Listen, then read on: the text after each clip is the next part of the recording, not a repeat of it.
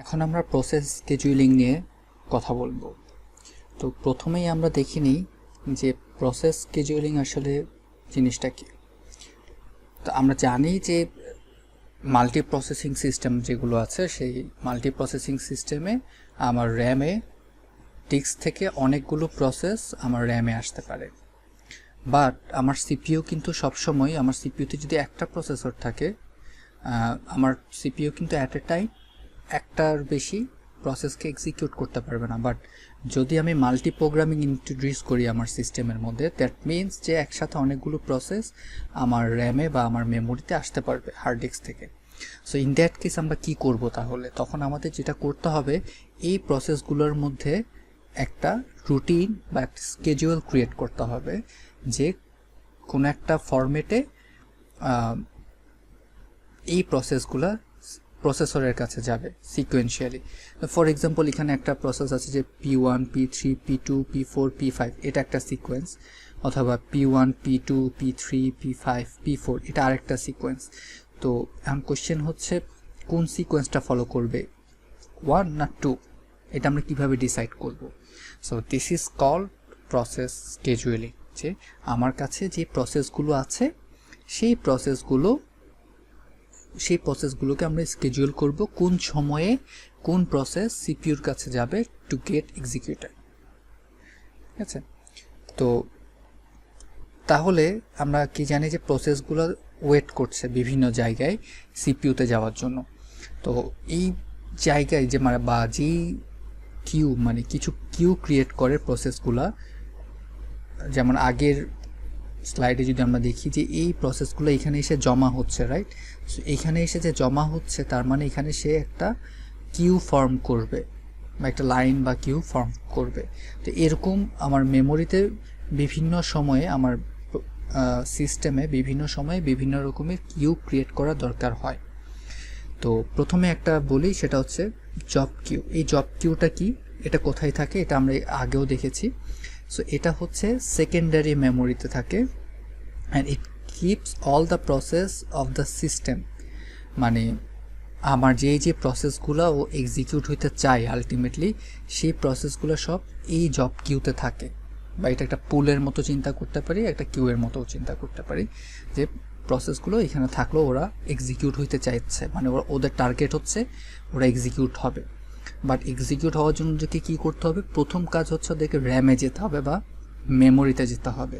So র্যামে যখন আসবে, র্যামে আসার পরেও ওরা একটা কিউ ফর্ম করবে, ওটাকে আমরা বলবো রেডি কিউ। সো রেডি কিউটা কি? রেডি কিউ এটা মেইন মেমোরিতে থাকে, and it keeps all the process that R waiting to B executed.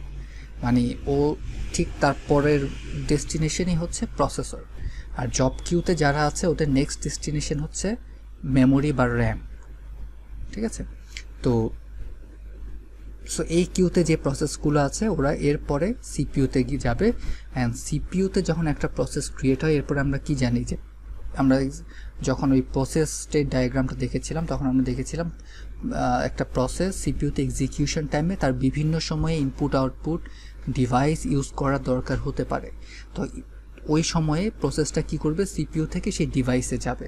But ওই ডিভাইস তো অন্য আরেকটা প্রসেসও ইউজ করে রাখতে পারে, right? So in that case যে প্রসেসটাকেও দরকার হচ্ছে, তাকে ওয়েটিংয়ে থাকতে হচ্ছে ফর দিস ডিভাইস। তো এই ডিভাইসের জন্য একটা কিউ থাকবে, সেটাকে আমরা বলবো ডিভাইস কিউ। তো যতগুলো ডিভাইস আছে বা রিসোর্স আছে আমরা বলতে পারি অপারেটিং সিস্টেমে, ওই রিসোর্সগুলোতে যাওয়ার জন্য প্রসেসগুলো কিছু কিউতে ওয়েট করবে। কিউ যদি ফাঁকা থাকে, দ্যাট মিনস কেউ যদি ডিভাইসটাকে ইউজ না করে, তাহলে সে ডিরেক্টলি ডিভাইসে চলে গেল। আর কেউ যদি ডিভাইসটাকে ইউজ করতে থাকে, তাহলে সেই কিউতে ওয়েট করবে। ঠিক আছে? So this are the cues, different types of cues, যেটা আমরা অপারেটিং সিস্টেম বা আমাদের সিস্টেমে অ্যাভেলেবেল। ঠিক আছে?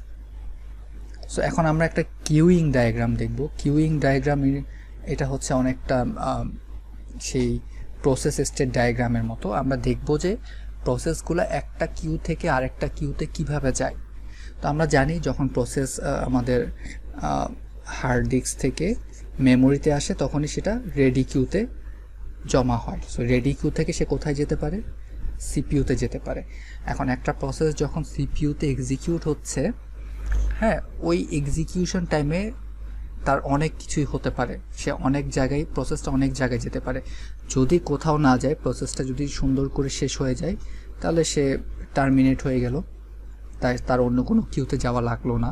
বাট বিভিন্ন কাজে হয়তো বিভিন্ন সময় প্রসেসকে অন্য রিসোর্সের কাছে বা অন্য কোনো টাস্কের জন্য যেতে হয়, তো তখন কি হবে?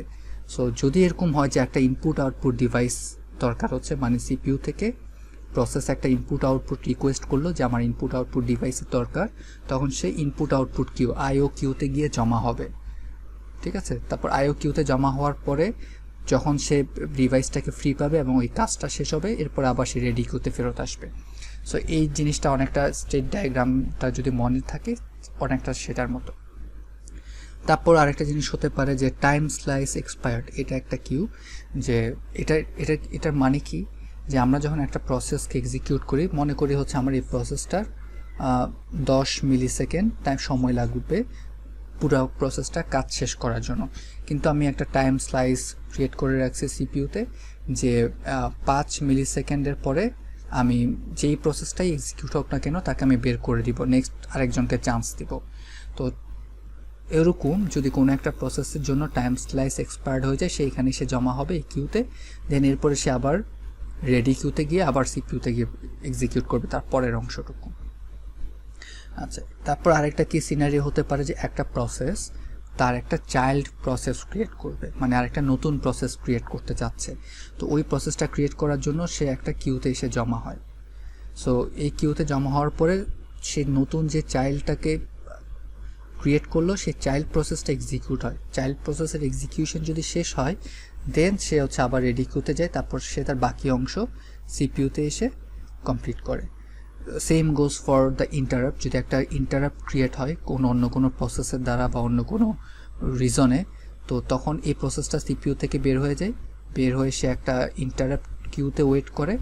তো যে কারণে তাকে সিপিইউ থেকে বের করে দেওয়া হলো বা যে ইন্টারাপ্টটা ঘটলো, তো ওই ইন্টারাপ্টের কাজটা বা টাস্কটা কমপ্লিট হয়ে যাওয়ার পরে এই প্রসেসটা আবার রেডি কিউতে আসবে, অ্যান্ড দেন সে এই প্রসেসটা সিপিইউতে গিয়ে তার বাকি অংশ কমপ্লিট করবে।